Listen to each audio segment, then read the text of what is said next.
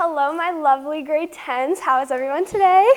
Good? Okay, so I'm going to hand out these blank cue cards. What I want you to do, just grab one, pass it behind, around, so everyone gets one.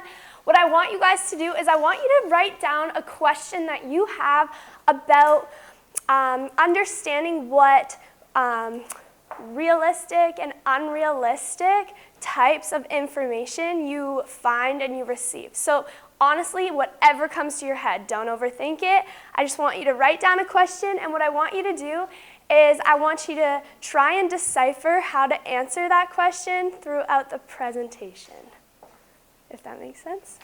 So here is lesson 2 on consumer health. So first, let's recap from last class. Does anyone remember what consumer health is? No one?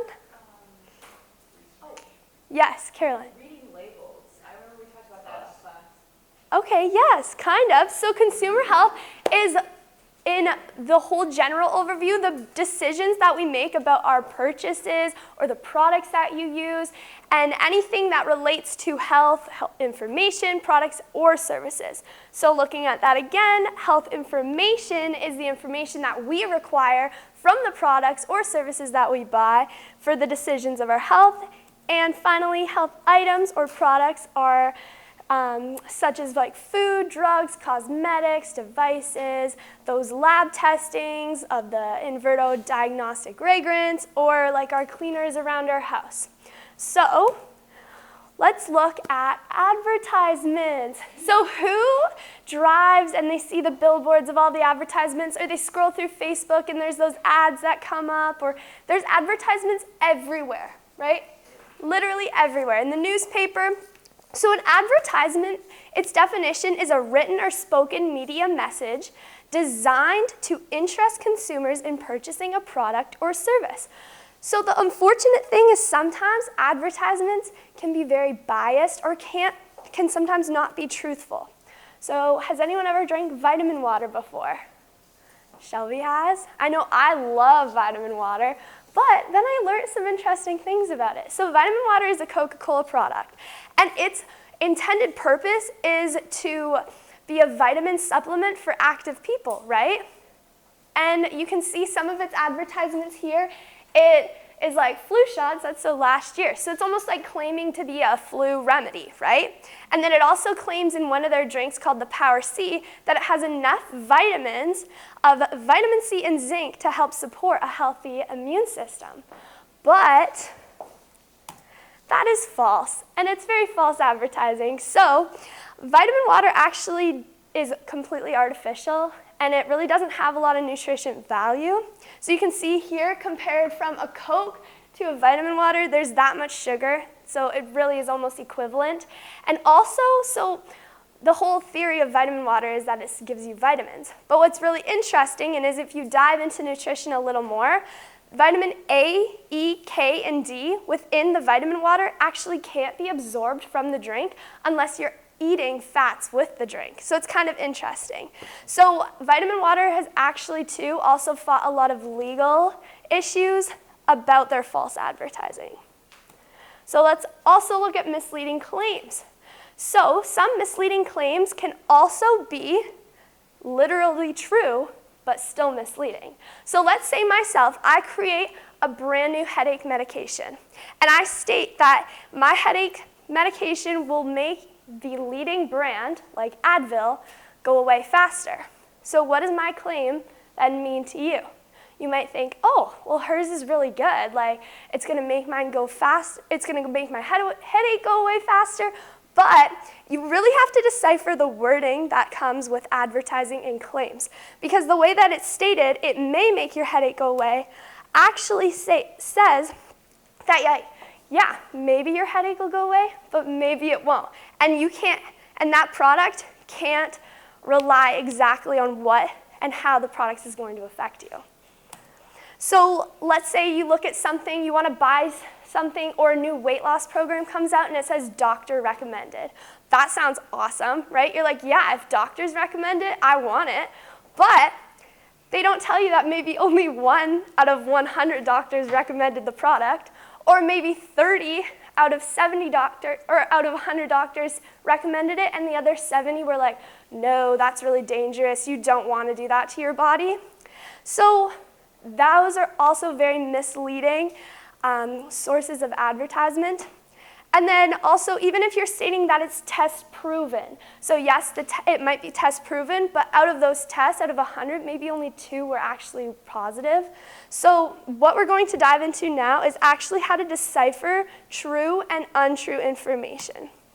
So I really apologize. I didn't know my printer was out of yellow ink, and I didn't realize that when it's out of yellow ink, you can't even print black and white.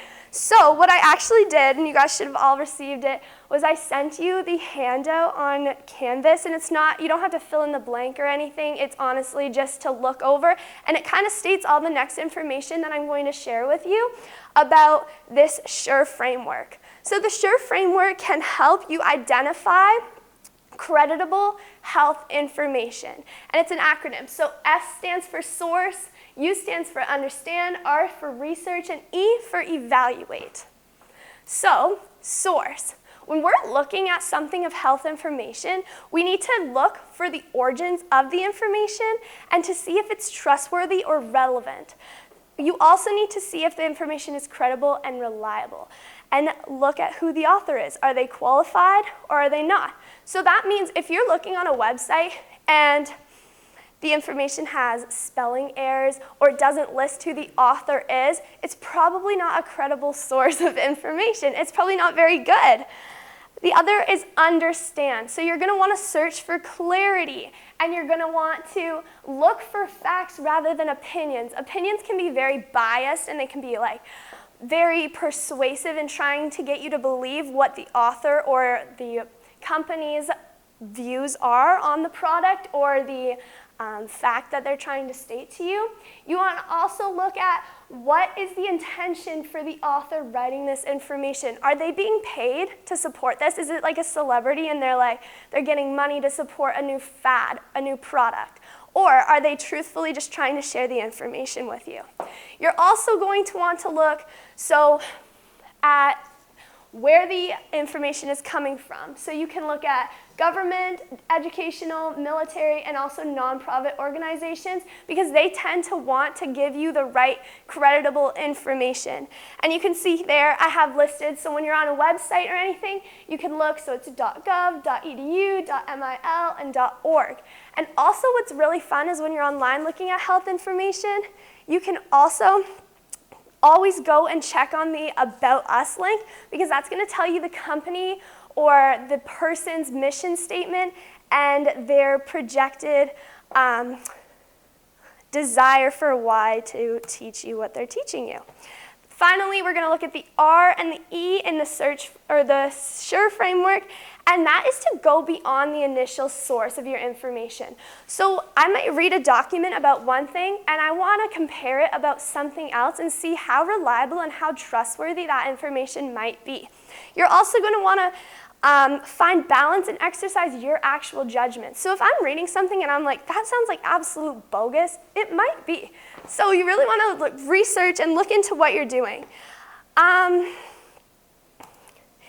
These are some examples of reliable sources. So we have books, which are going to be authored, edited, and published. There's also peer-reviewed journals. So I know a lot of us probably are common with that word when we do research papers and stuff like that. Then PhD or MBA dissertations and research, also scholarly articles. There's a fun feature on Google where you can look up Google Scholar, and it shows you all scholarly articles.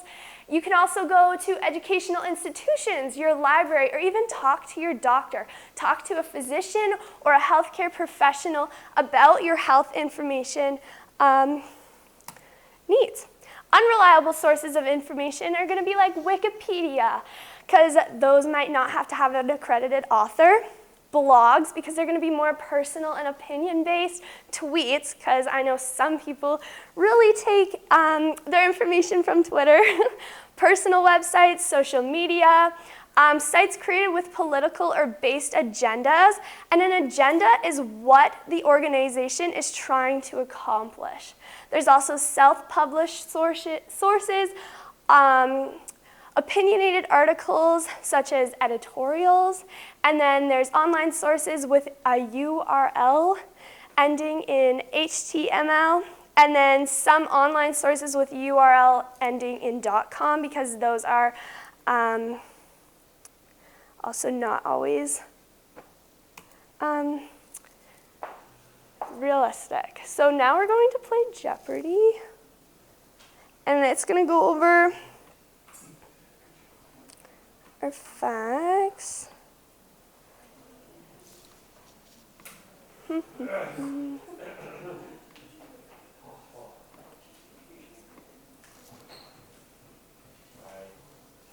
If only I could ever figure this out. Okay. It's exited. Oh, okay. And then I.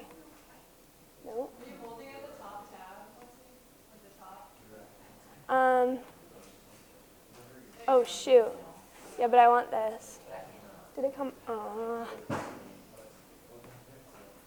I'm so sorry. I literally don't get it. I'm so struggled with figuring this out. Push and hold that, and then you just drag it across. Ah, okay.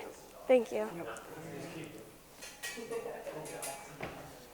Okay.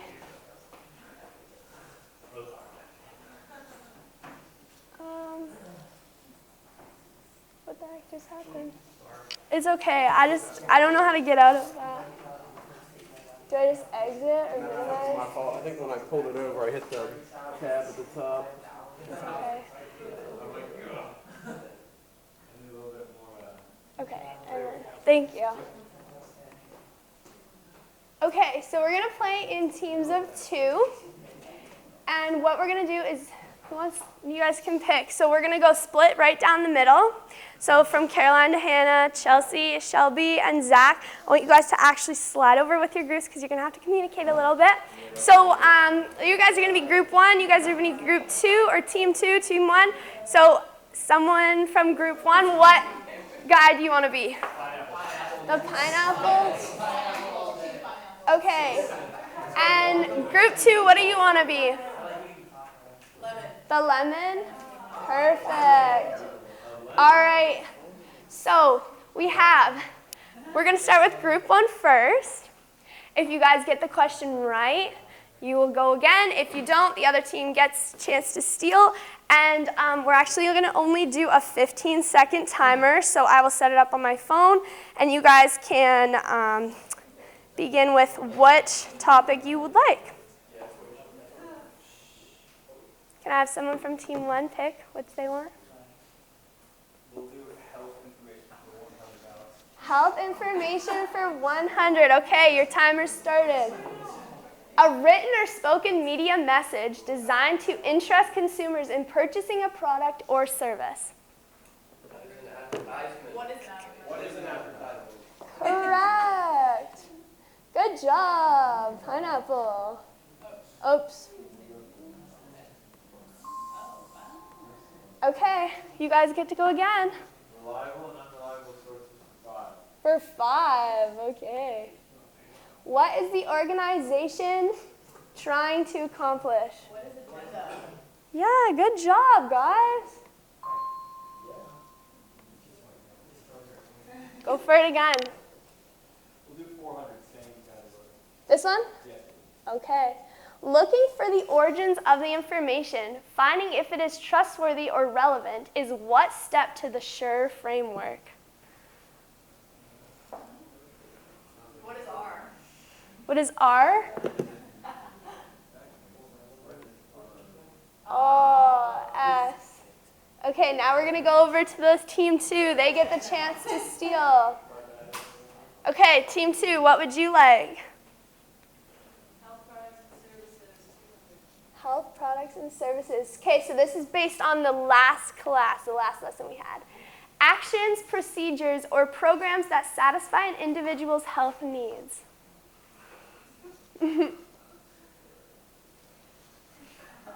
Come on, guys. Anything? All right, team 1, do you want to try and steal? No one? What is the health service? Okay, we'll do like 2 more. Let's go with team 1 again. This one? Tests done on samples such as blood or tissue that have been taken from the human body. Yes, good job. The invertebrates. 500. Okay. A military website's domain extension. Yeah, good job, guys. Okay, team 2 will give you a chance to get at least some money up on the board. Which one do you want? Health info for what? Okay. A website link that can teach you about a company's purpose. Yeah, good job, guys. Perfect. So fun. Okay, so to wrap it all up, I have some biblical integration, and that is 2 Timothy 2:7, and that is, think over what I say, for the Lord will give you understanding in everything. So that's really, to understand health information, we really have to think critically, and just being able to trust in the Lord and let Him guide us in our decisions that we make is really fruitful. So thanks, guys. All right, real quick for y'all leave. Don't forget, Chase, Caroline, and Maddie, y'all have bullet boards this week? Yeah. Not surprising. Yeah. All right. Sometimes you look out and someone's like, wait a minute. Other than that, y'all get to go. Have a good rest of your week.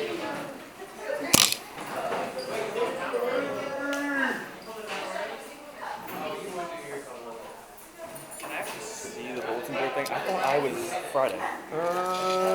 You were the 29th. If you forgot, I can bump you down here. Scott forgot. So, Oh my gosh. yeah, you were last week. You want me to bump you down there? Yes, please. November 3rd. If there's room, I can get it up on this Friday if you want. I just don't want you to put it up and either. I'll do They it the take last it- week then. Yeah. I thought it was I'll do it this week. one. That's fine. Thank you very much. Yep.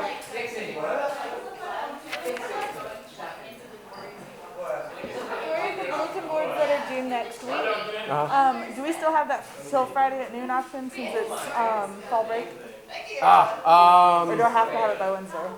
No, you can do it till Friday. Yeah. Okay. Because you're still going to take a picture and upload it anyway, so even if I don't come to campus, I'll still be able to see it on the. Okay. On I just there, wanted to make sure Yeah. that we still I forgot about have fall it. break, but yeah, that works. Yep. And I'll have to touch base with the others to make sure they're not leaving town or anything. There's something else I was gonna ask you. I don't remember now, so this is not important. Okay.